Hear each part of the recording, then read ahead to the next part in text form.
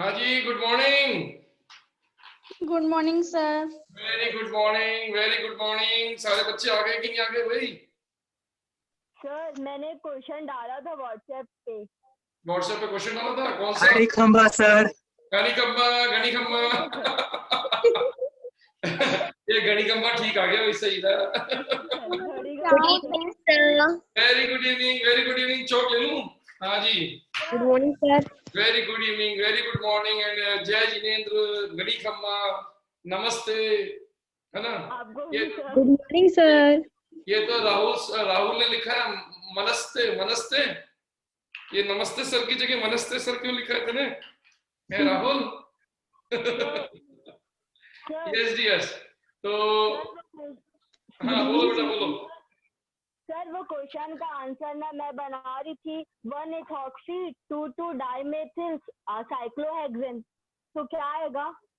नहीं बेटा, आपने देखा इथॉक्सी जो है वो सब्स्टिट्यूएंट है, तो पहले इस पे एलएलआर लगाओ। तो एलएलआर लगाओगे तो इथॉक्सी का नंबर आएगा 2 और मेथिल 1 आएगा।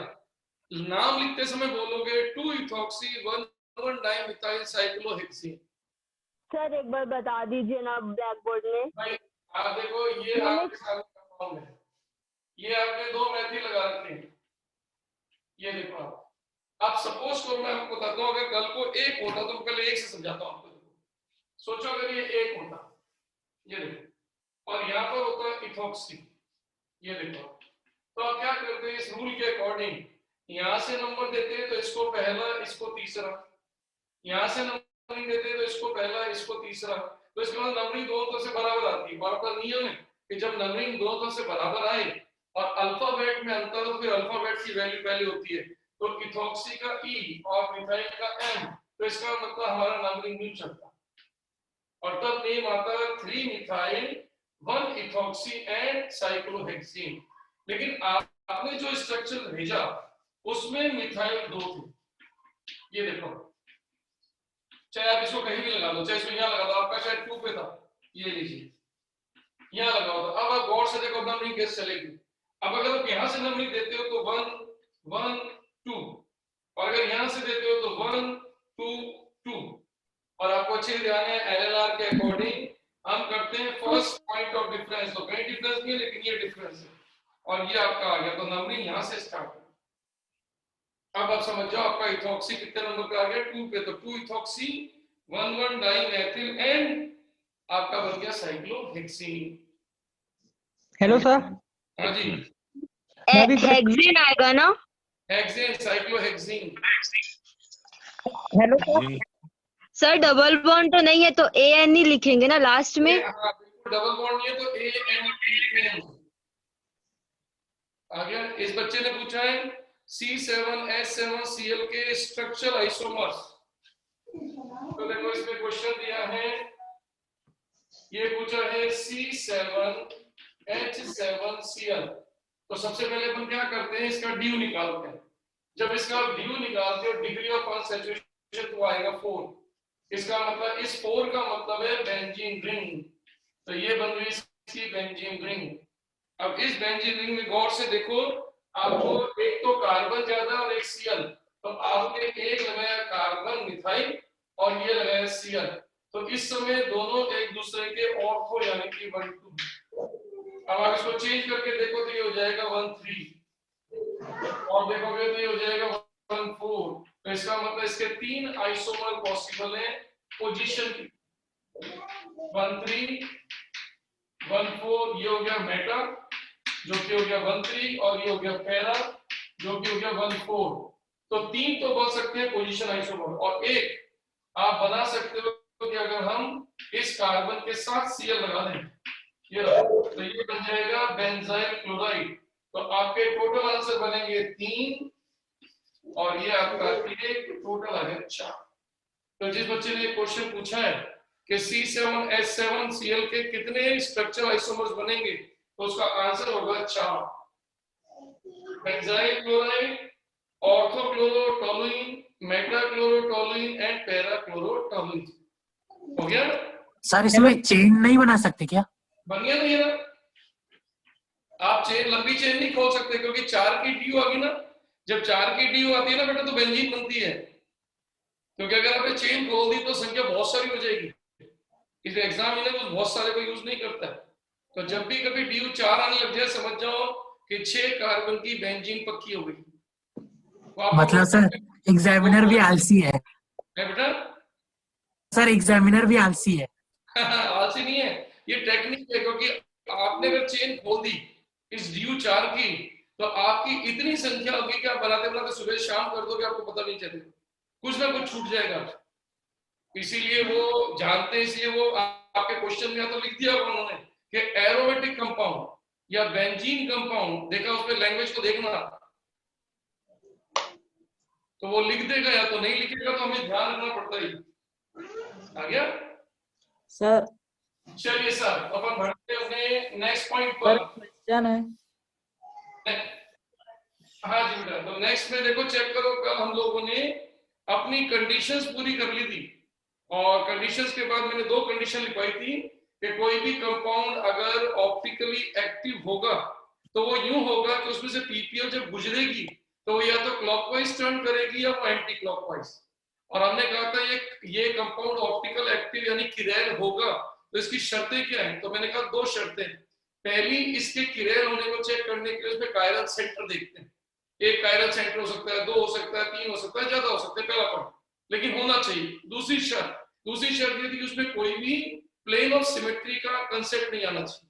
अगर ये दोनों शर्तें आपने पूरी कर ली तो फिर ये कंपाउंड पीपीएल के अंदर से गुजरने पर या तो उसको क्लॉकवाइज टर्न कर देगा या एंटी क्लॉकवाइज। अगर उस कंपाउंड ने क्लॉकवाइज टर्न किया तो डेक्स्ट्रोरोटेटरी सॉरी, और एंटी क्लॉकवाइज टर्न कर दिया तो लीवोरोटेटरी, और ये डेक्स्ट्रो और लीवो दोनों मिलकर कहलाएंगे ऑप्टिकल आइसोमर। तो मैंने कल आपसे जाते समय एक बात बोली थी कि मैंने आपसे कहा था कि किसी कंपाउंड को पूरा क्लियर करने के लिए आपको 2 काम करने पड़ते हैं। एक होता है लेबोरेटरी से पहले, एक लेबोरेटरी के अंदर जाकर। तो लेबोरेटरी से पहले क्या करना पड़ता है?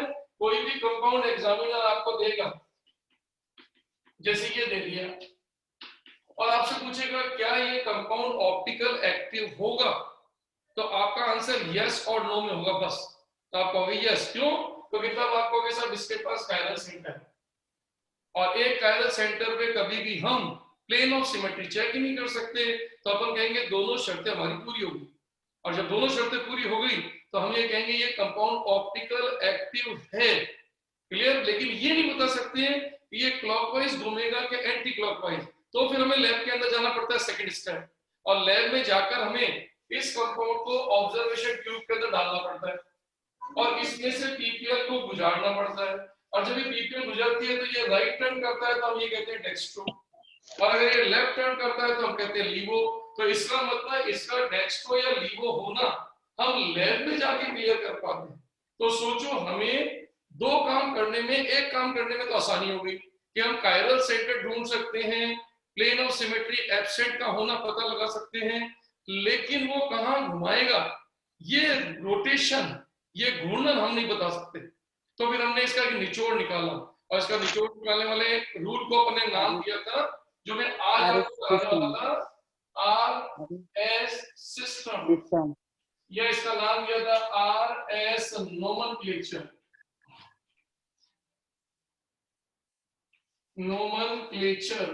तो हमने लिया था इसके अंदर RS का नोमेनक्लेचर। आज हम ये इंपॉर्टेंट टॉपिक करने जा रहे हैं। तो हेडिंग डाल लीजिए बेटा, इसके अंदर हेडिंग डाल लीजिए, और इस हेडिंग के अंदर मैं लिखवाने जा रहा हूं आपको यहां पर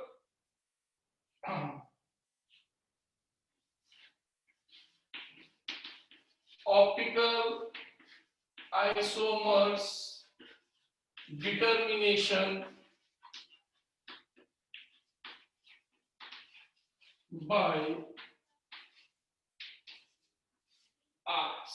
ये डाल लीजिए अपनी हेडिंग, यानी कि आरएस द्वारा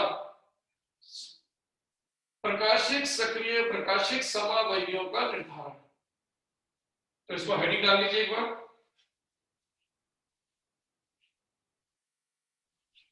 सर हिंदी में क्या होगा? क्या बेटा? हिंदी में होगा आरएस द्वारा प्रकाशिक समावयवियों का निर्धारण। RS द्वारा प्रकाशित समावयवों का निर्धारण। और ये करके अब सबसे पहले हेडिंग डाल लीजिए ए। इस ए का नाम है डैश वेज रिप्रेजेंटेशन। तो ये अपन ले रहे हैं डैश वेज रिप्रेजेंटेशन। तो अगर आपको एग्जामिनर डैश वेज देता है तो फिर कैसे निर्धारित करेंगे? और आपको ध्यान है डैश वेज कैसे करते थे, याद होगा आपको। डैश वेज के अंदर आपको ध्यान है दो तो रहते थे पेपर की प्लेट के ऊपर, और एक वैलेंस या एक सब्सिट्यूएंट आता था पेपर से अबव, और आपको ध्यान है एक जाता था पेपर के बिलो। ये था आपका डैश एंड वेज। याद आ गया आपको? यस सर, आ गया। Yes sir. तो आज एग्जामिनर क्या करने जा रहा है, आपको अब जितने कंपाउंड वो देगा वो इस फॉर्म में देगा, और इस फॉर्म में देने के बाद हम क्या करेंगे, सबसे पहले तो अपना कायरल सेंटर चेक करेंगे, नंबर दूसरा फिर अपन चेक करेंगे शर्त नंबर दूसरी के पेन ऑफ स्पेक्ट्रिंग, और फिर हम इसमें कैसे डिसाइड करेंगे बिना पीपीएल को इसमें डाले इसका रोटेशन चेक करने का तरीका। तो हम उस तरीके को नाम देंगे आर और एस। लेकिन पहले मैं क्लियर कर दूं इस आर का मतलब क्या है। इस आर को बोलते हैं रेक्टस। ये वर्ड कहलाता है रेक्टस, और रेक्टस को लैटिन भाषा में बोला जाता है क्लॉकवाइज। यानी कि जब आप किसी चीज को घड़ी की दिशा में घुमाओगे तो इसको बोला जाएगा रेक्टस होगा। तो रेक्टस वर्ड का मतलब होता है क्लॉकवाइज, और इसमें आपकी आंखें बड़ी काम आएगी, क्योंकि आप जब अपनी आंखों के यानी आई बॉल को अपने नेत्र गोलकों को घुमाओगे एक नियम से, तो अगर आपके नेत्र गोलक क्लॉकवाइज घूमे तो अपन उसको नाम देंगे आर होगा। बताऊंगा कैसे। और दूसरा वर्ड है एस। एस बोलते हैं सिनिस्टर। ये होता है सिनिस्टर। सिनिस्टर का मतलब होता है एंटी क्लॉकवाइज। तो पहले तो इसका वर्ड मीनिंग लिख लीजिए, फिर समझाता हूं इसको यूज कैसे करते हैं।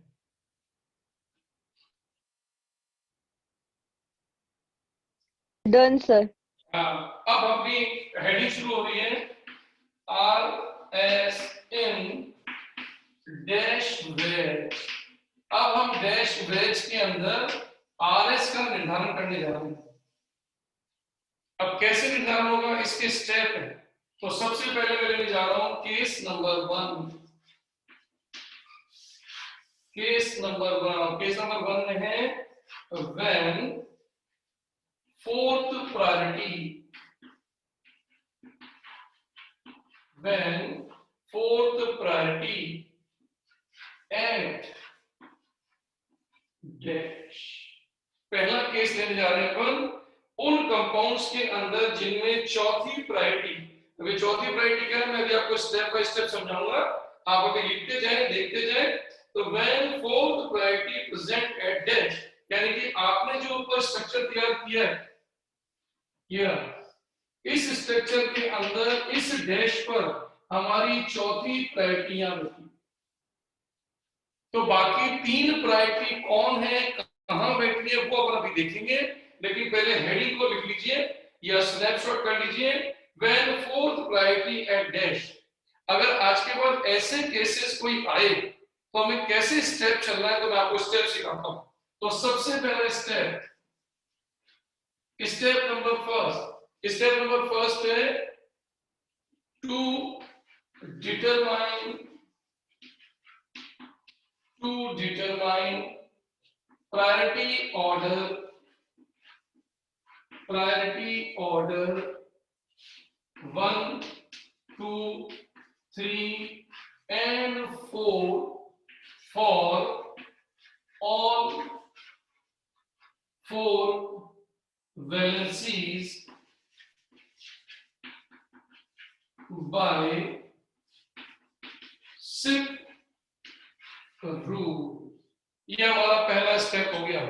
पहला स्टेप का मतलब है जब हमें डैश एंड वेज का फॉर्मूला दिया जाए तो सबसे पहले हम क्या करेंगे, स्टेप नंबर फर्स्ट में, ये स्टेप नंबर फर्स्ट है कि सबसे पहले हम जो चारों वैलेंसी है 1, 2, 3 और 4, इन पे सिप रूल लगाएंगे। अगर आपको सिप रूल ध्यान है तो अपन ने लिया था एटॉमिक नंबर देखना, याद है आपको? Yes sir. हाँ, यस सर। वो जो सिप रूल है उससे हम क्या करेंगे, इस इरेल कार्बन के चारों जो जुड़े हुए एटम्स हैं उनका प्रायोरिटी नंबर लगाएंगे, कौन फर्स्ट है, कौन सेकंड है एटॉमिक नंबर में, कौन थर्ड है। ऐसे करते करते हमें पता चलेगा कि जो चौथा है वो डैश पर है। तो जैसे मैं आपको एग्जांपल समझाता हूँ कैसे, जैसे मान लो उदाहरण के तौर पे एग्जामिनर ने आपको ऐसे दिया, यहाँ लिखा देखो Cl, यहाँ लिखा देखो F, यहाँ लिखा देखो Br, यहाँ लिखा देखो I। अब इस पहले स्टेप को समझो आप। पहला स्टेप कहता है कि जो आपको ये किरेल कार्बन दिया गया है, देखो ये रहा किरेल कार्बन, अब पहचानो, देखो किरेल कार्बन देखना आता है आपको, ऐसा कार्बन जिसकी चारों वैलेंसी अलग होती है किरेल होगी, और एक कार्बन में हमें कुछ और देखने की जरूरत नहीं है। अब शुरू करते हैं सबसे पहले सिप रूल। तो सिप रूल के अकॉर्डिंग सोच के बताओ, इन सब में सबसे ज्यादा एटॉमिक नंबर किसका आएगा? F का। F का। Iodine, iodine sir. आयोडीन का सर। आयोडीन का सर। आयोडीन। इसका मतलब आयोडीन का नंबर हो गया टॉप प्रायोरिटी पे 1। Iodine sir. फिर क्लोरीन। क्लोरीन। क्लोरीन आएगा लास्ट। फिर फ्लोरीन। तो पहला स्टेप कहता है कि जब भी एग्जामिनर हमें कोई डैश वेज का कंपाउंड दे तो सबसे पहले उसकी चारों वैलेंसी को 1 2 3 और 4 कर। तो पहला अपना स्टेप नोट कर लीजिए। अब सेकंड स्टेप दे रहा हूं। अब आते हैं इसके सेकंड स्टेप पर। Step number 7। सेकंड स्टेप में क्या करते हैं नोट कीजिएगा। इसका है यहाँ पर rotate from 1 2 3, rotate 1 2 3 यानी मींस अपनी आई बॉल को 1 से 2 और 2 से 3 पे मूव करो। और ब्रैकेट में मैं लिख देता हूं इग्नोर फोर्थ प्रायोरिटी। इसका मतलब आपको क्या करना है, 1 से 2 और 2 से 3 की ओर अपनी आई बॉल को घुमाना है। 1 से 2 की तरफ चलो, 2 से 3 की ओर चलो, लेकिन चौथी प्रायोरिटी को नहीं देखना। तो आपने 1 से 2 पे गए, 2 से 3 गए, तो ऐसा करने पर आप कहते हैं if rotation present in a clockwise direction then your configuration will be R। इसका मतलब अगर आपको लगे कि आपकी आई बॉल क्लॉकवाइज डायरेक्शन में घूम रही है तो फिर आप उसको R डेजिग्नेट कर दो। Eye ball rotate towards anti clockwise direction, अगर आप 1 से 2 2 से 3 चलते हो और आपकी आई बॉल उल्टी घूमती है, एंटी क्लॉकवाइज आपकी नजर घूमती है, तो फिर आप उसको डेजिग्नेट कर दो S। तो आप याद करो प्रैक्टिकली अपन ये वर्ड बोलते थे D और L सर एंड लीवो। अब डेक्स्ट्रो और लीवो की जगह 2 वर्ड आगे ले, कौन कौन से 2 आगे? R and S। अब आपको D और L यूज नहीं करना क्योंकि D और L तो होता है लेंथ में, और आप अगर थ्योरी में बोल रहे हो थ्योरेटिकली तो फिर उसकी जगह पर क्या वर्ड आएंगे आपके R और। अब जैसे मैं आपको समझाता हूँ, मेरी बात को समझना। जैसे फॉर एग्जांपल अगर मैं लिखता यहाँ पर Br, यहाँ पर लिखता मैं I, यहाँ पर लिखता मैं F, यहाँ पर लिखता मैं Cl, तो देखो आप दोनों स्टेप को पढ़ो ढंग से। सबसे पहला स्टेप, इस दिए गए फॉर्मूले का क्या रोटेशन होगा। है तो ये ऑप्टिकल एक्टिव, लेकिन ये पीपीएल को कहां घुमाएगा ये पता करने के लिए हमने थ्योरेटिकल तरीका निकाले। तो सबसे पहला स्टेप, उसकी चारों वैलेंसी को ऑर्डर देना शुरू करो। तो चेक करके देखो किसको क्या क्या नंबर मिलेगा। तो सबसे पहले चेक करके बताओ किसको क्या दूं। तो iodine first, then bromine, then chlorine, फिर लास्ट क्लोरीन, then फ्लोरीन। और आपने कहा है कि हम वो सारे केस दे रहे हैं जिनमें चौथी प्रायोरिटी पीछे हो, तो आपका वही केस बन गया। अब शुरू करते हैं अपन। देखो एक से तो देखो एक ये रहा और 2 ये रहा, चौथे को देखना ही नहीं क्योंकि हमने लिखा है देखो इग्नोर फोर्थ प्रायोरिटी। तो आप 1 से चलते हुए सीधे 2 पे पहुंच जाओ और 2 से चलते हुए सीधे 3 पे पहुंच जाओ। तो सोचिए आपकी आई बॉल का घूमना कैसा हुआ, एंटी क्लॉकवाइज। तो ये इस समय S Sinister. अब मैं कुतिया का घूमते हुए दिखाने के लिए लैब पे जाने की जरूरत नहीं है। नहीं है। अब ये चीज देखो, यही दूसरी। अब सोचो अगर यही देखो इसी का आइसोमर दूसरा ले लिया मैंने। अब सोचो यहाँ पर अगर मैं चलता हूँ तो इसमें भी गौर से देखो, अगर मैं यहाँ पर 1 है, ये 2 है, ये 3 है, तो चौथे को छोड़ दो, तो 1 से लेकर 2 से लेकर 3, तो देखो आपका रोटेशन कैसा है, Clockwise. Anti clockwise. ये भी Clockwise. देखो ये भी ऐसे है, इसका मतलब ये दोनों एक जैसे कंपाउंड है, सिर्फ इनके लिखने का तरीका में ध्यान रखा है। अगर मैं इसको ऐसा लिख देता,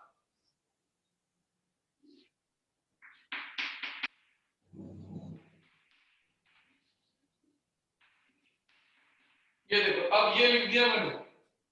अब आप सोचो आपका स्टेप कैसे स्टार्ट होगा। सबसे पहले when dash and dash given, देखो डैश एंड डैश, सबसे पहले देखो फोर्थ प्रायोरिटी चौथे पर आनी चाहिए, तो कैसे चेक करेंगे? सबसे पहले स्टेप फोकस लगाओ, तो चारों प्रायोरिटी शुरू करो। Iodine. First iodine. Second bromine.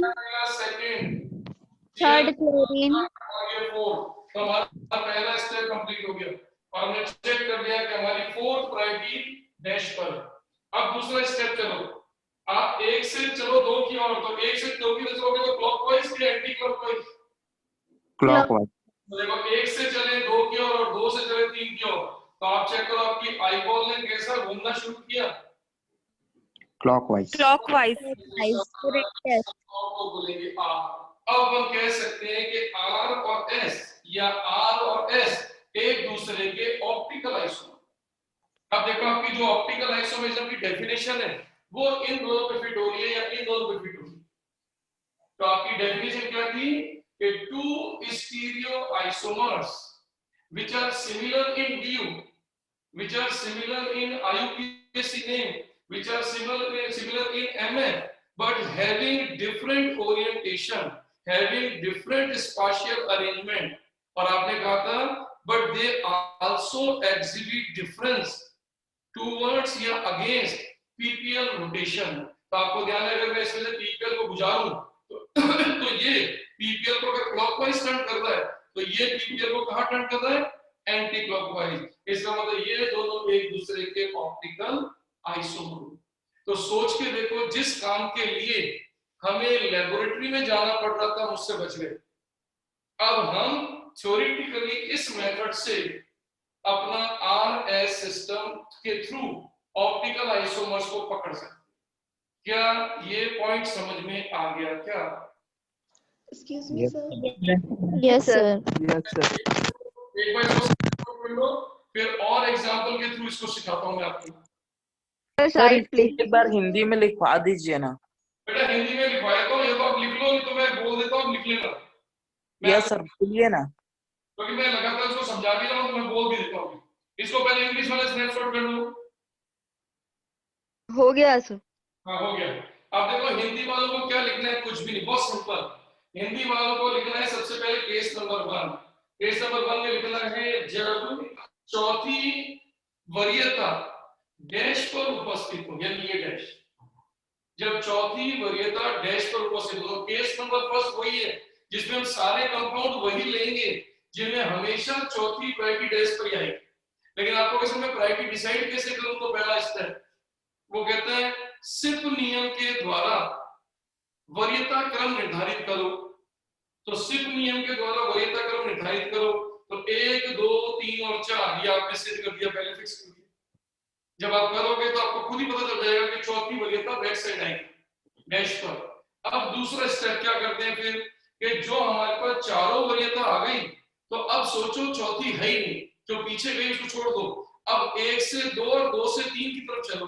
तो अगर आप 1 से 2 2 से 3 चलते हो और आपको लगता है क्लॉकवाइज चल रहा है, तो आप कहोगे आर, और अगर एंटी क्लॉकवाइज चल रहा है तो आप बोलोगे एक्स। बस खत्म, इतना सा छोटा सा काम करना। अब मैं आपको इसके कराता हूं एग्जांपल्स, जो हमने ये काम किया। अब देखो इस एग्जांपल को मैं क्लियर करता हूं। ये देखो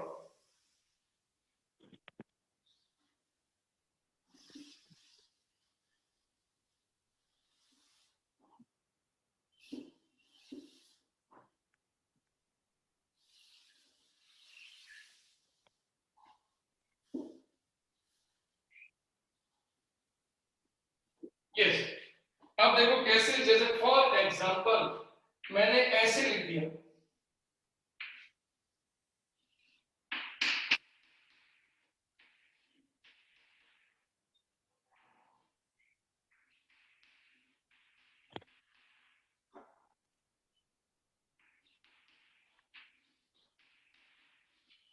अब देखो ये एग्जांपल मैंने लिया है, इस एग्जांपल का नाम है लैक्टिक एसिड।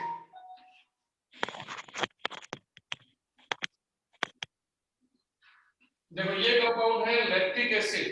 अब आप गौर से देखो, ये जो लैक्टिक एसिड मैंने लिखा, अब इस लैक्टिक एसिड में आपसे कहा जाएगा बताइए क्या ये कंपाउंड ऑप्टिकल एक्टिव है, पहला क्वेश्चन एग्जामिनर करेगा। तो आप कैसे चेक करोगे, कायरल या एक्टिव चेक करने के लिए सबसे पहले चेक करके देखो कायरल सेंटर। तो क्या ये वाला कार्बन कायरल सेंटर है क्या? No sir. No, sir. No, sir. No, sir. No, sir. तो कार्बन है, तो देखो ये वाला कार्बन कायरल है।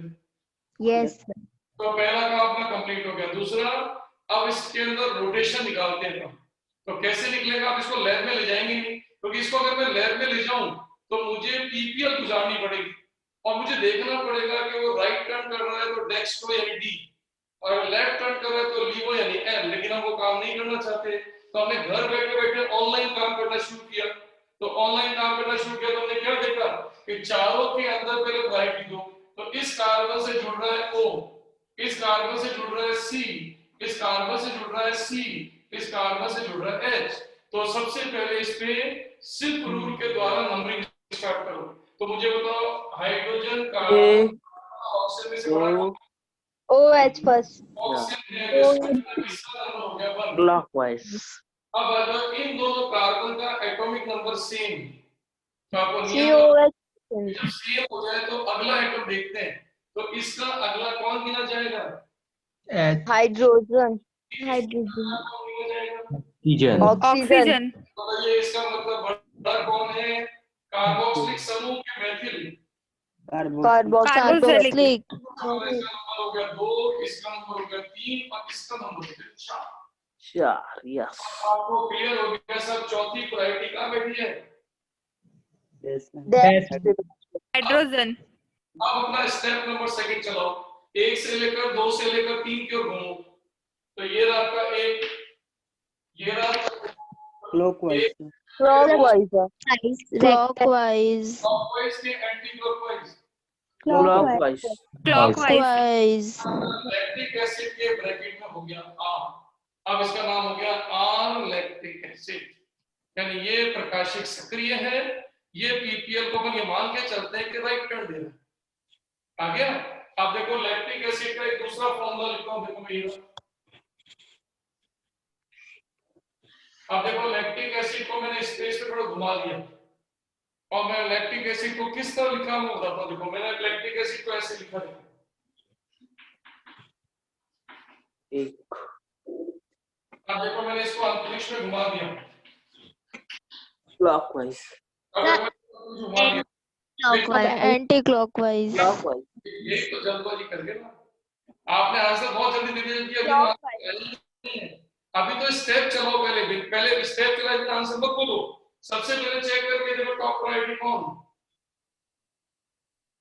Sir chiral carbon. अब बोलिए दो, अब कार्बन में दोनों का एटॉमिक नंबर सेम। तो कार्बन के बाद H देखेंगे, कार्बन के बाद O, तो बड़ा कौन? O वाला सर। O वाला। सेकंड, ये हो गया थर्ड और ये हो गया फोर्थ। अब आप अपना रोटेशन घुमा दो, 1 से लेकर 2 से लेकर 3। तो बोलिए 1 से लेकर 2 से लेकर 3। अब की बार रोटेशन कैसा आया? Clockwise. S। R. ये और ये दोनों एक ही कंपाउंड, क्योंकि दोनों का रोटेशन एक जैसा आया है। अब मैं इसमें चेंज कर रहा हूं, देखो कैसे, ये देखो सर एंटी क्लॉक वाला बताइए ना इसका। मेरा एंटी क्लॉक बना दो, देखो मेरा। अब देखो बनाओ। हाँ। अब मैंने हल्का सा एक चेंज किया, देखो कैसे, इसको थोड़ा सा घुमा लेता हूं। घुमाने पर देखो मैंने इसको यहाँ लिख दिया, इसको यहीं पर रखा, ये CH3 यहाँ आ गया और ये H यहाँ। आप चेक करके देखो मैंने थोड़ा सा अंतरिक्ष में ऐसा घुमाया कि अब ये नई फॉर्म बन गई। अब आप सोचो, अगर मैं इसको रोटेट करता हूं तो सोच के बताओ, सबसे पहले टॉप प्रायोरिटी कौन? OH alcohol. फिर C carboxylic double bond carboxylic OH फिर CH मेथिल और अब चलो 1 से लेकर 2 से लेकर 3, तो 1 से लेकर 2 से लेकर 3 में कैसा रोटेशन आया? anti-clockwise. कह सकते हैं कि ये दोनों ऑप्टिकल आइसोमर। सर वो सेकंड वाला कैसे क्लॉकवाइज हुआ? देखो चेक करो, वो ये आपका फर्स्ट, ये आपका सेकंड, ये थर्ड, तो आप चले कैसे, आपके आईबॉल कैसे घूमी? इसका मतलब ये और ये कंपाउंड एक ही है, सिर्फ इसने अपना ओरिएंटेशन ऐसा बदला कि नया कंपाउंड बन गया। तो आपको ध्यान रखना है, ऑप्टिकल आइसोमेरिज्म तब बोलनी है जब कंपाउंड का डीयू सेम हो, एमएफ सेम हो, लेकिन वो पीपीएल को अलग अलग घुमाते हों, एक क्लॉकवाइज घुमाता हो, एक एंटी क्लॉकवाइज, तब बोलना है ऑप्टिकल आइसोमर। अगर दोनों ने एक ही घुमा दिया तो दोनों कहलाएंगे होमोमर्स। होमोमर्स का मतलब होता है सेम, यानी आइडेंटिकल। तो ये दोनों एक दूसरे के आइडेंटिकल हो गए, इनको आप आइसोमर नहीं कह सकते। आइसोमर होने के लिए उनको पीपीएल को अलग अलग घुमाना पड़ेगा। पकड़ में आ गया? यस आपको मैं दो एग्जांपल अब की बार मैं दे रहा हूं, एक बार आप इसी कंसेप्ट से अपने आंसर निकाल के देखो। तो इसको स्नैपशॉट कर दूंगा। Hello sir. Sir priority check करने एक बार और बताइए ना। बेटा प्रायोरिटी चेक करना मैंने ईजेड सिस्टम में कराया था, आपको याद रखो। देखो आपको याद होगा ईजेड सिस्टम में मैंने आपको सिप रूल कराए थे, जिसमें रूल नंबर 1 था एटॉमिक नंबर को बेस बनाओ। फिर दूसरा रूल था कि जब पहले एटम का एटॉमिक नंबर सेम हो जाए तो तब तक चेक करते जाओ जब तक कि हमें फर्स्ट पॉइंट ऑफ डिफरेंस ना मिले। फिर आपको ध्यान होगा मैंने डबल बॉन्ड ट्रिपल बॉन्ड के केस भी कराए थे। तो बेटा आपको वो सिप रूल पढ़ना है बेटा, वो अगर नहीं पढ़ोगे तो अभी दिक्कत आएगी। हालांकि मैं इजी कर रहा हूं, आपको बोल भी रहा हूं कि देखो एटॉमिक नंबर चेक करो, तो यही सिप रूल है। तो आपको इस समय रिकॉल हो जाना चाहिए, इस समय आपको रिकॉल होना चाहिए बेटा। अब जैसे मैं देखो आपको एग्जांपल दे रहा हूं, समझना। जैसे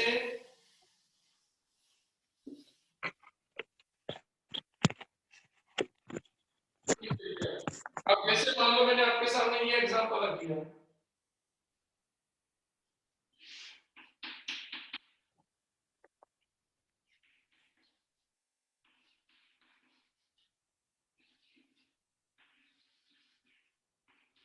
नंबर 1।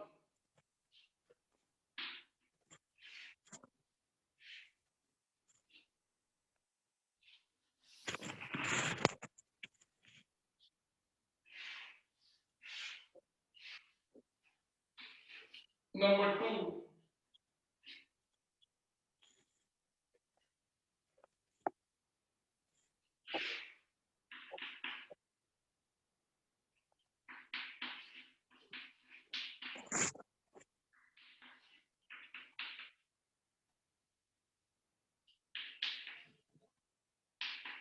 ये देखो 3 एग्जांपल मैंने आपको दिए, आप चेक करके बताओ इन तीनों का क्या क्या कॉन्फ़िगरेशन है।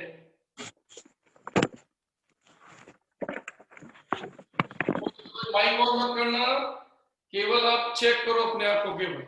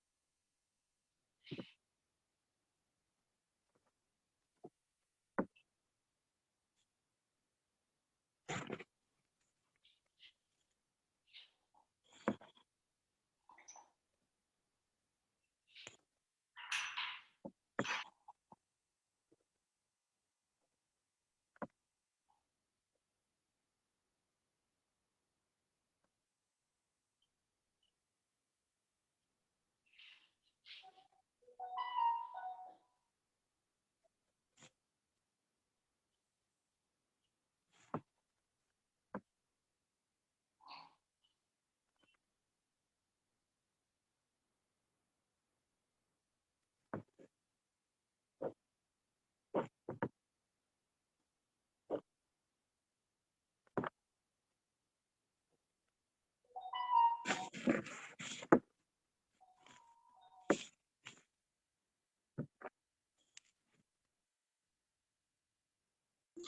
डन।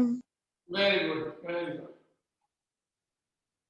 तो बिल्कुल अपने नियम को फिक्स रखो। आपको सिर्फ क्या चेक करना है कि जब एग्जामिनर आपको डैश एंड वेज दे तो सबसे पहले चारों प्रायोरिटी को डिसाइड कर लो, कौन 1 है, कौन 2 है, कौन 3 है, कौन 4 है।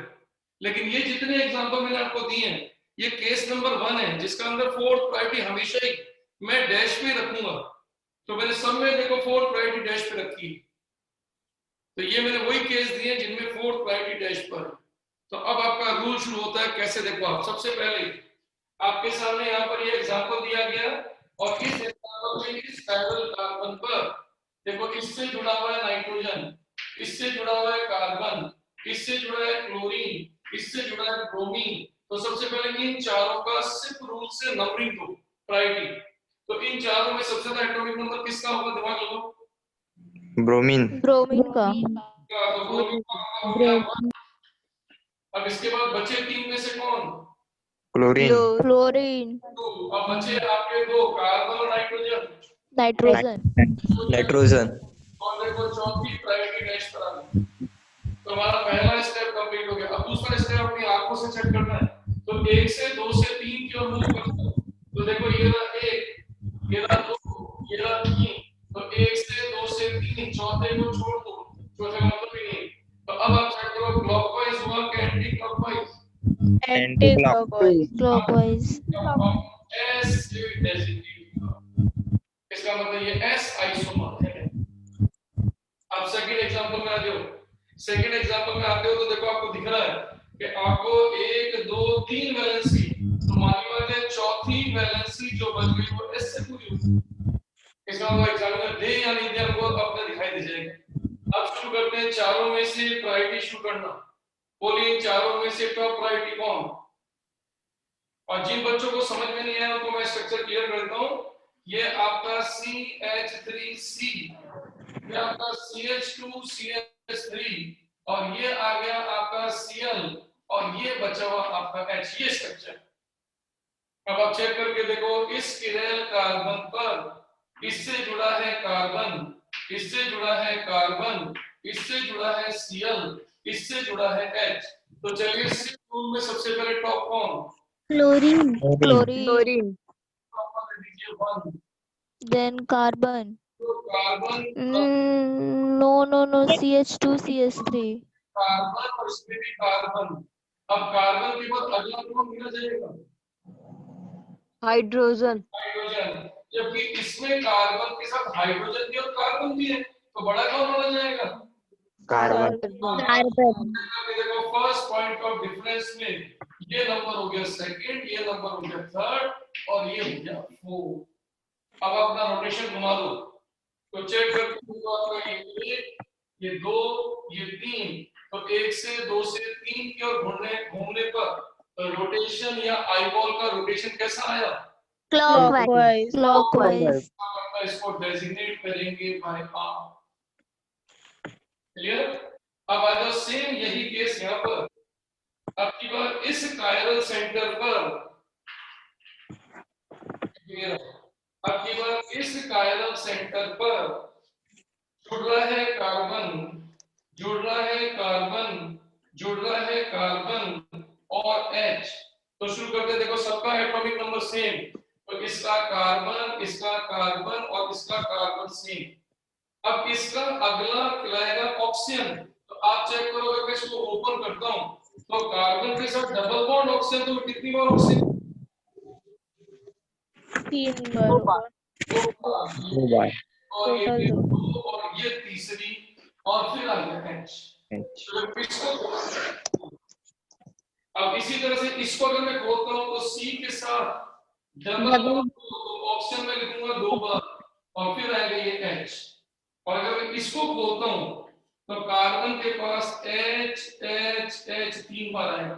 चलिए प्रायोरिटी डिसाइड करते हैं। अब बोलिए तीनों में से कौन है आपका फर्स्ट, C ट्रिपल बॉन्ड। ये C से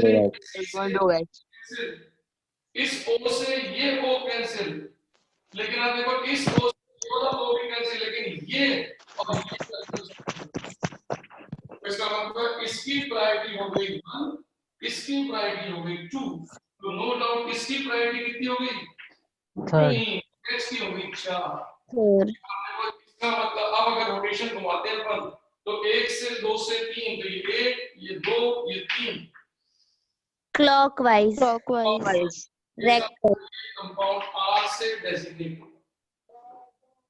अब बोलिए क्या मेरी बात समझ में आ गई क्या? Yes, sir. अब आप सोचो कितना बड़ा पॉइंट कि पहले हमें क्या करना पड़ता शुरू में, हम ये तो पहचान लेते कि कंपाउंड ऑप्टिकल एक्टिव तो है, लेकिन ये नहीं पता लगा पाते थे कि वो राइट घूमेगा कि लेफ्ट, तो हमको लैब में जाना पड़ता था। आज हमने लैब में जाना बंद कर दिया, उस डी और एल की जगह अब आर और एस ने ले ली। तो थ्योरेटिकली अपन आर और एस से ऑप्टिकल आइसोमर को पकड़ सकते हैं। तो क्या मैं हो करूं, पहला केस नंबर 1 समझ में आ गया? Yes sir. कर दीजिए, केस नंबर 2 शुरू करते हैं। हटा दीजिए इसको। चलिए सर, तो अब अपन एंट्री करते हैं केस नंबर 2।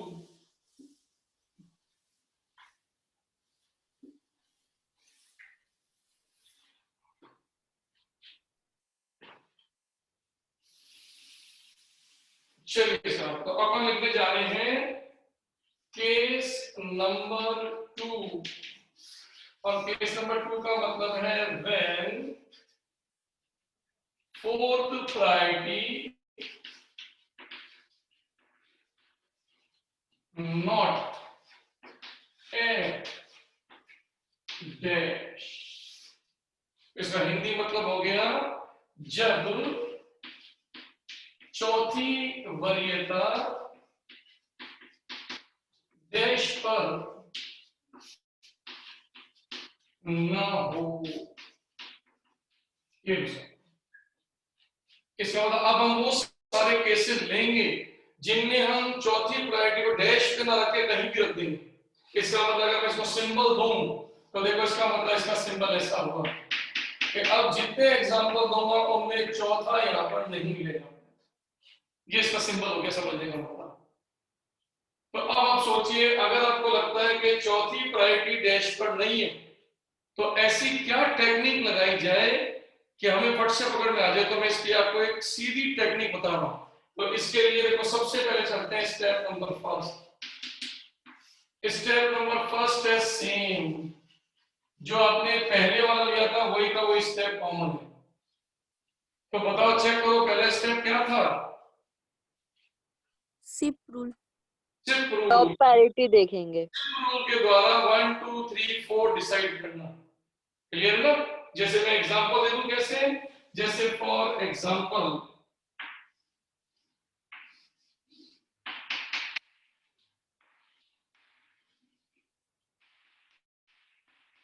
ये देखो, अब ये जैसे मान लो आ गया, तो आपका रूल नंबर फर्स्ट ये आपका क्या था? तो आपने कहा था किरण सेंटर पर जो 4 सब्स्टिट्यूएंट लगे हैं उनका सिप रूल से नंबरिंग 1 2 3 प्रायोरिटी देना।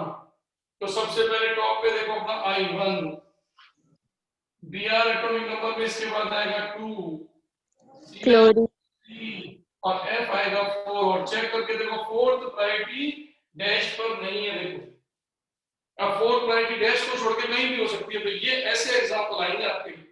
अब आ जाइए स्टेप नंबर सेकंड। और जो स्टेप नंबर सेकंड में आपको लिखवाने जा रहा हूं ये कहलाती है ट्रिक। इसको हम ट्रिक मेथड से यूज कर रहे हैं। नहीं तो अगर आप पूरा पढ़ोगे तो 11th वाले बच्चे पूरा पढ़ते हैं, लेकिन आप 13 वाले हो या 12th वाले हो तो फिर आपको वो पढ़ने की जरूरत ही नहीं, सीधा ट्रिक के थ्रू आंसर दे दीजिए। तो क्या है आपकी ये ट्रिक, मैं आपको बताता हूं। ये होता है give one interchange between fourth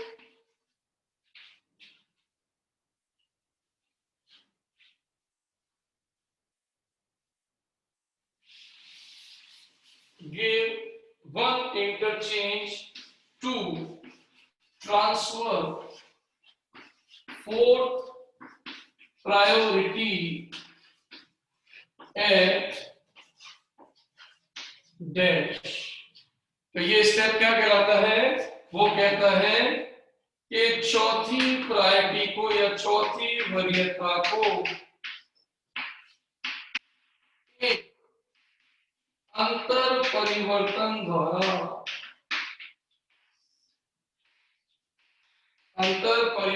द्वारा डैश पर स्थानांतरित कर दो।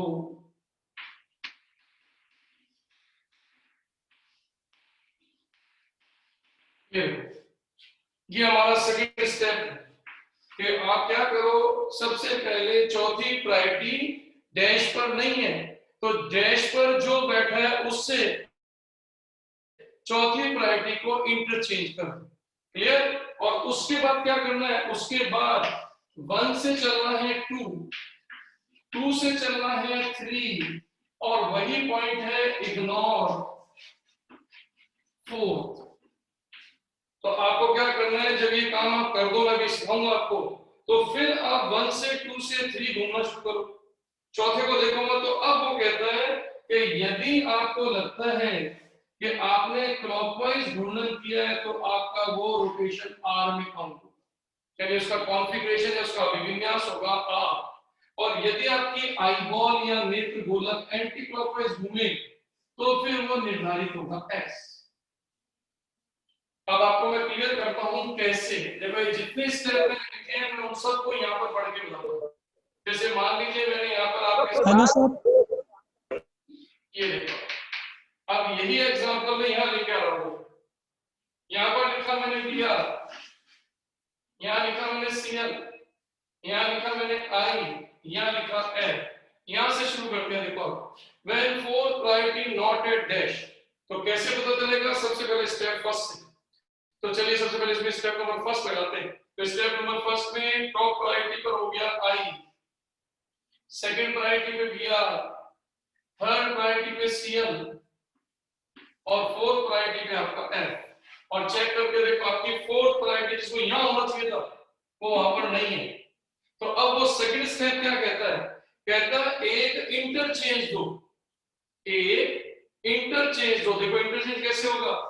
हम 3 को उठा के यहाँ ले आएंगे 4 पर और 4 को उठा के 3 पे ले आएंगे। तो आप ऐसा कर सकते हो या सोच सकते हो। तो देखो मैं इसको करके दिखाता हूँ। तो जब ये आपकी शुरुआत है तो इसको बकायदा अपन बनाएंगे। तो देखो इसको हमने टच नहीं किया, इसको यही रहने दो बिहार को, इसको हमने टच नहीं किया, इसको यही रहने दो। सिर्फ जो चौथे पे था उसकी जगह से चौथे को इंटरचेंज कर दो। तो एफ दौड़कर चला गया यहाँ पर और सीएल चला गया इसकी जगह। तो अब आप चेक करके देखो, अब अगर आप रोटेशन करते हो तो गौर से देखो, आपका ये पहला, ये आपका दूसरा, ये आपका तीसरा और ये आपका चौथा। तो सोचिए अगर आपने रोटेशन किया तो बोलिए कैसे चलोगे? 1 ये रहा, 2 ये रहा और 3 ये रहा। तो आपने किया रोटेशन। अब बोलिए आपका रोटेशन कैसा हुआ? क्लॉकवाइज के anti clockwise? Anti clockwise. Anti clockwise. Anti clockwise. R लिखूं कि S? Hello sir. Sir anti clockwise मतलब बोलना मत पूछना है। एस। आर बोलूं कि एस? एस।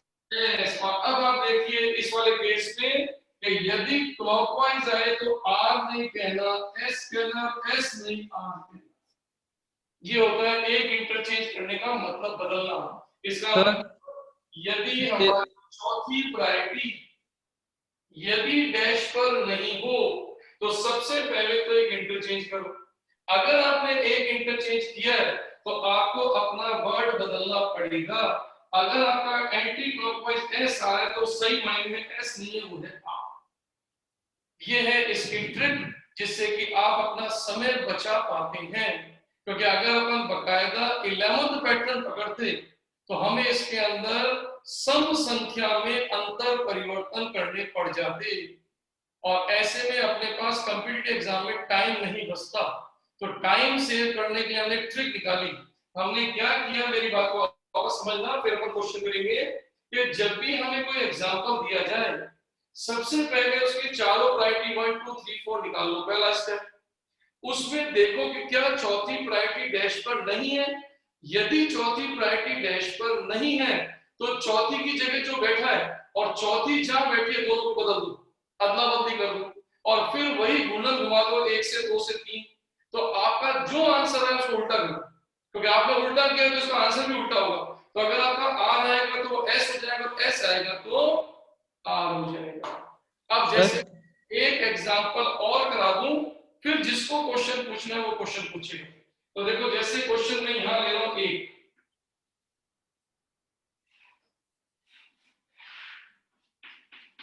जैसे फॉर एग्जांपल OH, जैसे फॉर एग्जांपल CH3, जैसे यहाँ पर आपका H, जैसे यहाँ पर आपका COOH। देखो ये फिर लैक्टिक एसिड बना दिया मैंने। अब की बार प्रैक्टिस करने के लिए शुरू करते हैं। सबसे पहले स्टेप नंबर फर्स्ट, तो सबसे पहले इसके अंदर नंबरिंग दीजिए। टॉप पे कौन? OH। जो हो गया पहला। फिर चेक करो कार्बन कार्बन H, तो कार्बन कार्बन में से दोनों कार्बन का एटॉमिक नंबर सेम, तो इसका अगला H तो इसका अगला O, तो बड़ा कौन? CO वाला। हो गया 2 और ये हो गया 3 और ये हो गया 4। अब आप चेक करो क्या चौथी प्रायोरिटी डैश पर है क्या? नहीं। तो सर क्या करना है, इन दोनों को पकड़ के ऐसे करना। इंटरचेंज। मतलब चौथे की जगह कौन आ गया? CH3। CH3 मान लेते 3 ये आ गया और इसकी जगह कौन आ गया? H 4 आ गया। अब घुमा दो इसको। अब अगर घुमाते हो तो देखो ये रहा 1, ये रहा 2 और ये रहा 3, तो 1 2 3। तो इसको चौथे को देखना नहीं है, तो 1 से 2 से 3 क्लॉकवाइज घूमे के एंटी क्लॉकवाइज? Anti clock. कैसे घूमे? Anti clockwise. ये एंटी क्लॉकवाइज थोड़ी है, clockwise होगा। सर लेकिन तो भी पलट दो तो आंसर क्या आ गया? एस। एस हो गया। अब आपको जो पूछना है अब पूछो। पहले इसको स्नैपशॉट कर लो और जिसको जो दिक्कत है अब पूछो। सर जो स्टेप 2 है उसके हिसाब से जो स्टेप 1 का एग्जाम्पल है वो गलत होगा ना? क्या बेटा? जो स्टेप 2 है उसके हिसाब से जो स्टेप 1 का एग्जाम्पल है वो गलत होगा ना? कौन सा वाला? जो स्टेप 1 में एग्जाम्पल दिए हो, स्टेप 1। स्टेप 1 ये हो ना? हाँ एग्जाम्पल दिए उसमें। इसमें तो ये एग्जांपल जो दिया वो आपको प्रायोरिटी देने का तरीका है, तो प्रायोरिटी दे दी। तो राइट पहले स्टेप में प्रायोरिटी दे दो जो भी आती है, और देखो कि आपका केस नंबर 1 कब होता है? जब चौथी प्रायोरिटी। तो आपकी चौथी प्रायोरिटी डैश पर नहीं, इसका मतलब केस नंबर 1 नहीं लग रहा, केस नंबर 2 लग रहा। तो केस नंबर 2 वो है जिसमें चौथी प्रायोरिटी डैश पर नहीं बैठी। आपको सेकंड रूल चलाना है। अब सेकंड स्टेप कहता है कि आप चौथी प्रायोरिटी जहां बैठी है और चौथी की जगह जो बैठा है उन दोनों को आपस में अदला बदली कर दो। तो अगर आपने अदला बदली करके फिर घुमाया 1 2 3, तो अदला बदली से जो आंसर है उस आंसर को ही बदल दो। तो अगर आर आ रहा है तो एस कर दो, एस आ रहा है तो आर। ये वो ट्रिक है जिससे हमें पेपर में टाइम बड़ा आसानी से मिल जाता है। तो सर इंटरचेंज एक बार फिर रिपीट कर दो बेटा। बिल्कुल करता हूं बेटा, बिल्कुल बिल्कुल बिल्कुल। तो एक बार चेक करो कि आपने स्नैपशॉट कर लिया? Yes sir. सर तो इसको चेंज करना ही पड़ेगा ना? हाँ बेटा चेंज करना ही पड़ेगा। जो फर्स्ट वाला है वो रॉन्ग हो जाएगा। हम्म, अगर जैसे है पहला जो आंसर लिखे है वो रॉन्ग होगा ना, तो उसको चेंज करना ही पड़ेगा। मेरा आर आ रहा है। ये गलती मत करना। जब भी चौथी प्रायोरिटी डैश पर नहीं हो डैश डैश में, आप आंसर को उसमें डायरेक्ट मत निकालना, पहले एक इंटरचेंज करना जरूरी है, नहीं तो कई एग्जांपल गलत कर दोगे आप। सेकंड वाले का आंसर आ रहा है मेरा, एक बार और करके दिखाओ ना। दैट लास्ट वाले का रोटेशन एक एग्जांपल फिर लेता हूं। देखो ये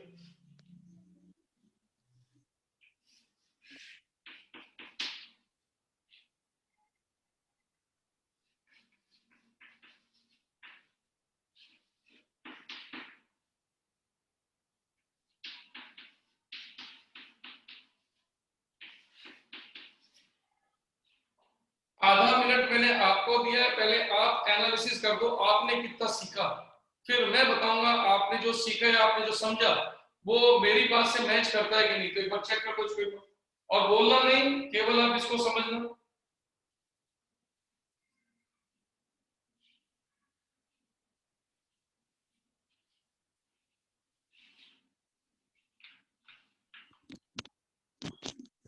सर हो गया।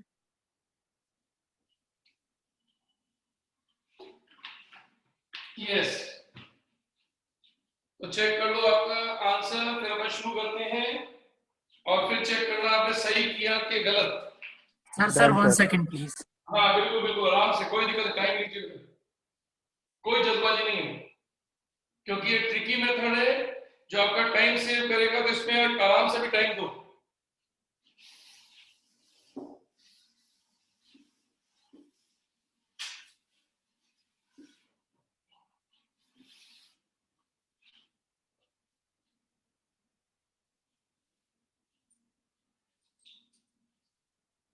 यस, तो हम स्टार्ट करते हैं। आपके एग्जामिनर ने आपको दिया ये एग्जांपल और लिखा इट कॉन्फ़िगरेशन इज, इसका अभिविन्यास होगा, ये लिख दिया। अब आपका आंसर में ऑप्शन में देना है ए, आर, आंसर देना है बी, एस, आंसर देना है सी, डी, आंसर देना है ई, और सॉरी डी, ये आपका एम। तो जब ऐसे क्वेश्चन को करने के लिए सबसे पहले तो डिसाइड करो कि एग्जामिनर ने जो आपको स्ट्रक्चर दिया है उससे डी और एल निकालना संभव नहीं है, क्योंकि वो तो प्रैक्टिकल, और प्रैक्टिकल आप बोर्ड पे कैसे निकाल सकते हो, इसलिए इन ऑप्शन को तो कभी देखना ही, क्योंकि कभी भी डी और एल आंसर से मैच नहीं करते हैं। इसका मतलब इनसे आंसर मैच करेगा आर और एस में से कोई एक। अब चेक करते हैं, शुरू करते हैं। इस कायरल कार्बन पर जुड़ा हुआ है ऑक्सीजन, जुड़ा हुआ है कार्बन, ऑक्सीजन कार्बन, तो बोलिए इसका मतलब दोनों ऑक्सीजन का एटॉमिक नंबर सेम, तो इसका अगला कहलाएगा कार्बन, तो इसका अगला कहलाएगा H, तो बड़ा हो जाएगा नंबर 1 ये और नंबर 2 ये रहा। पहली बात क्लियर। अब तीसरा और चौथा, तो देखो ये इस समय आपका थर्ड क्यों है, क्योंकि कार्बन और कार्बन समान, लेकिन कार्बन का अगला कार्बन, कार्बन का अगला H, तो इसका मतलब ये 3 हो गया और ये 4। अब आपको चेक करना है कि ये केस 1 है या केस 2 है, इंटरचेंज करना है या नहीं करना है। तो अब चेक करते हैं, चौथी प्रायोरिटी कहां बैठी है, देखो केस 1। इसका मतलब है इंटरचेंज नहीं करना। नहीं होगा सर। हमें आंसर भी नहीं पलटना, तो इसका मतलब अब रोटेशन घुमा दो, तो ये रहा 1, ये 1 से आगे अपन 2 और 2 से चले गए 3 की तरफ, तो चेक कीजिए आपका आंसर आ गया एस। अब इसको पलटने की पड़ी, इसका मतलब आपका आंसर आना चाहिए एस, क्योंकि ये केस नंबर 1 से दे दिया मैंने आपको केस नंबर 1 से दिया। अब आप चेक करो, इसी कंपाउंड को लिखने का तरीका थोड़ा बदल देता हूं।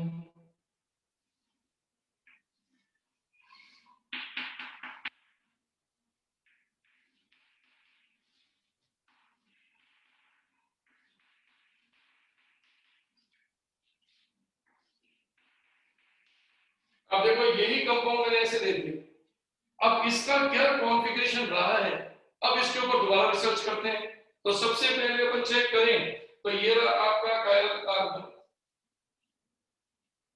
अब आप चेक करके देखो O और O, कार्बन कार्बन से एटॉमिक नंबर में ज्यादा, लेकिन अगर इन दोनों में वरीयता चेक करें पैरिटी, तो इसके बाद अगला H, इसके बाद अगला C, तो ये हो गया पहला, ये हो गया आपका दूसरा। कार्बन और कार्बन का एटॉमिक नंबर सेम, तो इसका अगला H, इसका अगला C, तो ये हो गया तीसरा और ये हो गया चौथा। अब आप चेक करो केस नंबर 1 के case number 2। Case number 2, case number 2 चौथी प्रायोरिटी डैश पर नहीं है। नहीं है। चौथे को ढूंढोगा है, चौथा ये रहा, तो चौथे को लाना है कहां पर, डैश पर। तो जो डैश पर बैठा है उसको चौथे की जगह, तो ये लेके इंटरचेंज।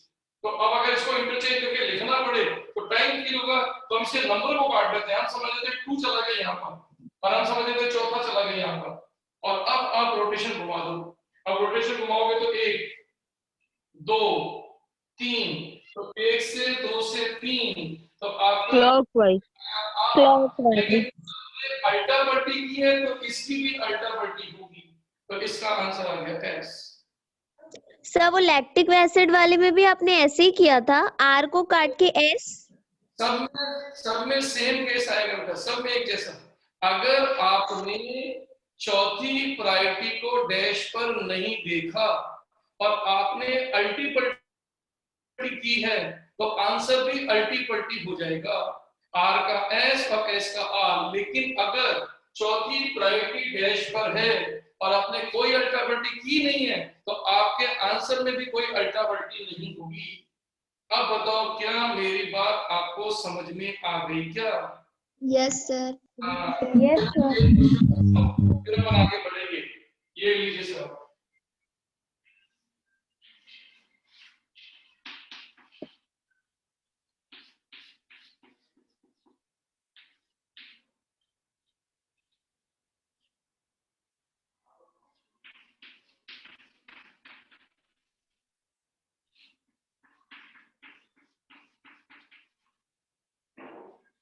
चलिए तो चेक कीजिए एक बार अपने आप को, इसका क्या आंसर निकालोगे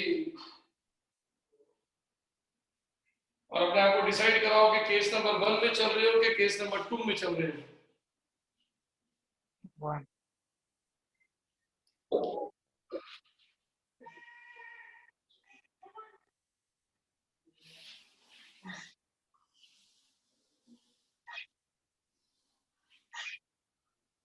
सर डन।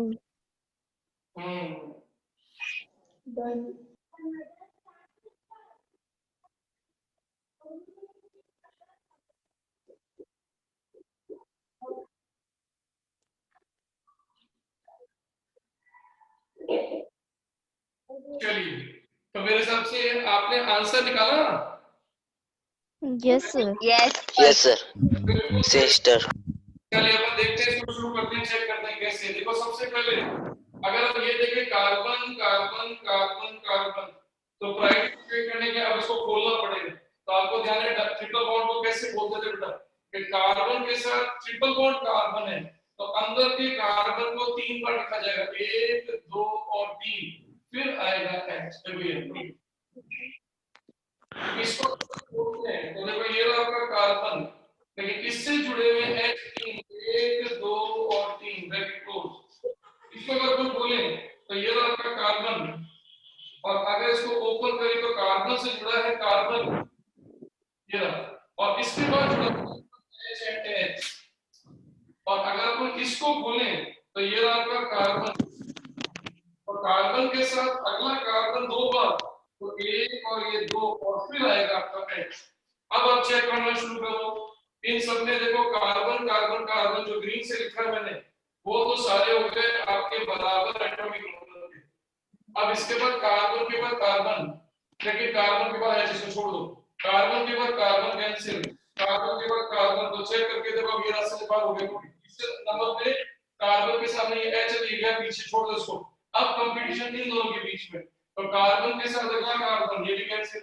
लेकिन अब चेक करके देखो कार्बन का कंपैरिजन S से हुआ, तो चेक करके देखो दोनों में से प्रायोरिटी इसकी टॉप पे चलेगी, इसका ये हो गया नंबर 2 पर। अब बचे ये दोनों, अब ये दोनों बचे तो चेक करो इन दोनों में ये आगे आ चुका है, तो ये हो गया तीसरा और ये हो गया चौथा। इसका मतलब इसमें केस नंबर पहला लग रहा है, यानी कोई अल्टा पलटी नहीं है। अब शुरू करो अपना रोटेशन या घूर्णन, तो 1 से 2 से 3, ये रहा 1 ये रहा 2, तो 1 से 2 से 3, तो चेक करके देखो आपका आंसर आ गया एंटी क्लॉकवाइज। और चेंज भी नहीं करना, एज इट इज रखना है। क्या मेरी बात समझ में आ गई? यस और no? Yes sir. Yes sir.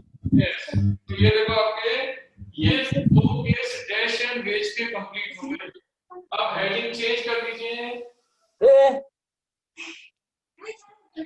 देखो माइक ऑफ कर लो यार। अब आ जाइए बेटा अगला heading R S determination.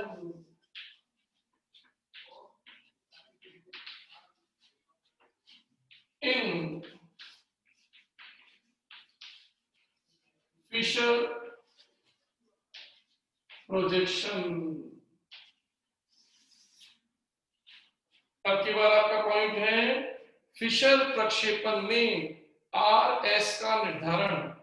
Fisher प्रक्षेपण बोलते हैं बेटा ये जिसमें दो लाइनें होती हैं, एक क्षैतिज और एक लंबवत। एक होती है हॉरिजॉन्टल, एक होती है लॉन्गिट्यूडनल। तो जो कंपाउंड अभी आप देख रहे हैं उस कंपाउंड को हमने इसका बदल दिया, इसको कहते हैं अपन फिशर प्रोजेक्शन।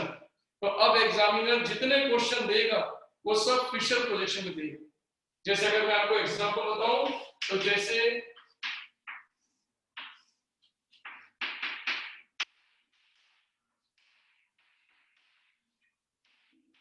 अब कंपाउंड ऐसा है, तो जो आपका किरेल कार्बन है वो ये किरेल कार्बन है, जहां पर दोनों लाइनें एक दूसरे को इंटरसेक्ट कर रही है उस वाले कार्बन को किरेल बोलेंगे और आपकी चारों संयोजकता को अब ऐसे दर्शाया जाएगा। ये कहलाता है फिशर प्रोजेक्शन। तो आपका सबसे पहले मैं शुरू करने जा रहा हूं केस नंबर 1, जिसमें लिख रहे हैं अपन when fourth priority at when fourth priority at vertical, that means लंबवत axis, top और bottom। इसने लिखा है आपका, हिंदी में बोलता हूं, जब चौथी वरीयता लंबवत अक्ष पर आए, चाहे ऊपर लिखी हो चाहे नीचे, तो इस पूरी लाइन का मतलब मैं आपको यहां समझाया था। ये अब एग्जामिनर जो आपको चारों देगा प्रायोरिटी में, चौथी या तो आपको यहां मिलेगी या फिर चौथी आपको मिलेगी बॉटम में, लेकिन रहेगी लंबवत अक्ष पे, लॉन्गिट्यूडनल एक्सिस पर, वर्टिकल एक्सिस पर, ऊर्ध्वाधर लाइन पर। तो आज के बाद जितने केस में आपको दूंगा केस नंबर 1 में एग्जांपल, वो सब में आपको चौथी प्रायोरिटी हमेशा इस लाइन पे मिलेगी। हम इस लाइन पे कभी नहीं लाएंगे इसको फिलहाल। क्लियर? और अब इसके क्या स्टेप्स हैं, देखो सबसे पहले लेते हैं स्टेप नंबर फर्स्ट। तो स्टेप नंबर फर्स्ट आपका सेम, क्योंकि स्टेप नंबर फर्स्ट में कभी नहीं बदलूंगा। रिकॉल कर लो, स्टेप नंबर फर्स्ट वही का वही है क्या? CIP rule. बिल्कुल सही, सिप रूल लगाना है, जिसे 1 2 3 और 4 आ जाए। तो step number first as it is. अब लेता हूं step number second. Step number second है रोटेट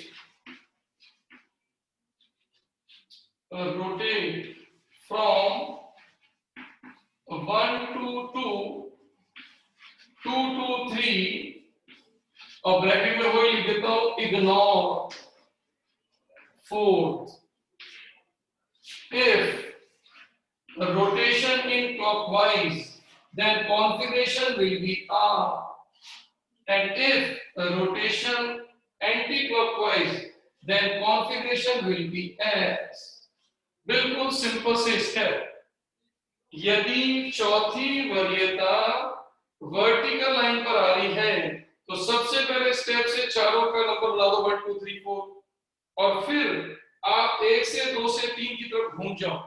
क्लॉकवाइज आपकी आंखें घूमे तो आर बोल देना, एंटी क्लॉकवाइज घूमे तो एस बोल देना, सिंपल सा रूल। अब आपको देखो मैं छोटे से एग्जांपल से क्लियरिफाई करता हूं। देखो ये, अब अगर मैं आपको क्लियरिफाई करूं कैसे, जैसे मान लीजिए आपके सामने ये दिया,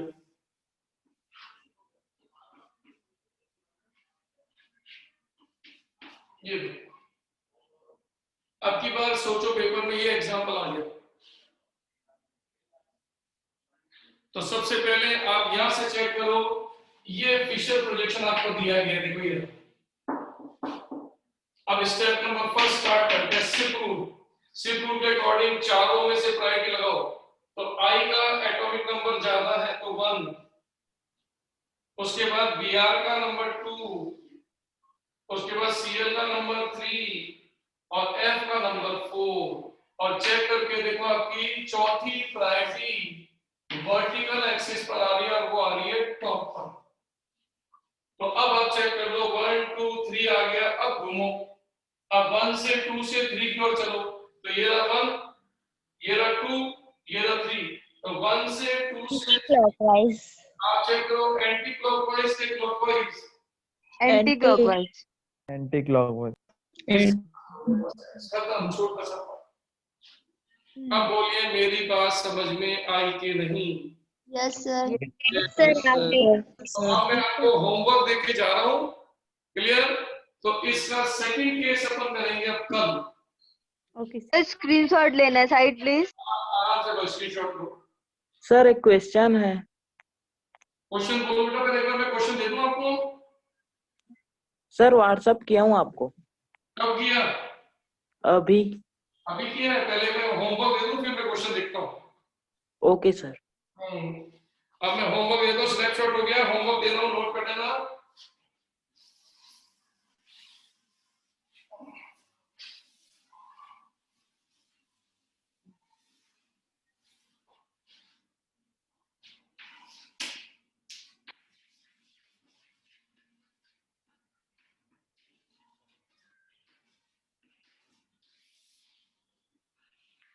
आर और एस का निर्धारण करो। पहला क्वेश्चन,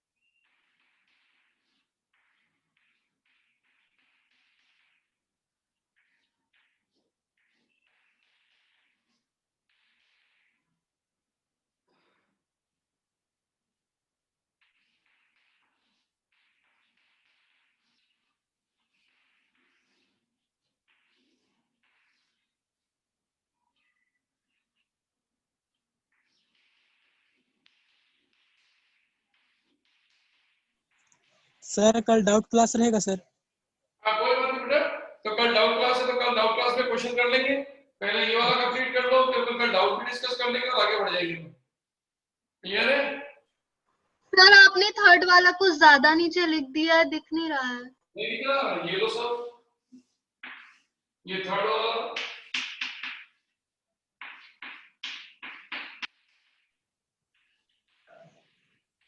अब दिख रहा है? Yes sir, thank you sir. हाँ, ये लीजिए थर्ड वाला। तो ये अपन डिस्कस करेंगे और कल आपकी जो प्रॉब्लम है वो कल अपन डिस्कस करेंगे।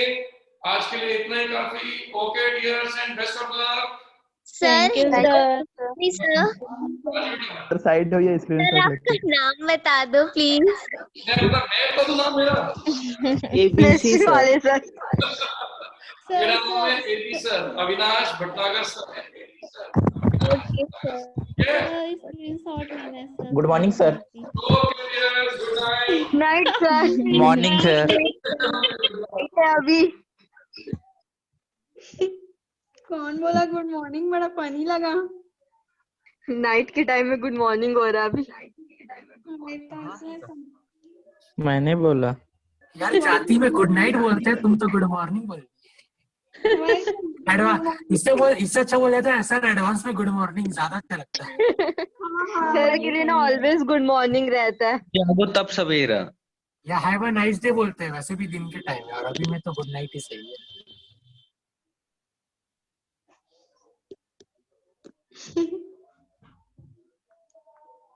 जब जागो तब सवेरा।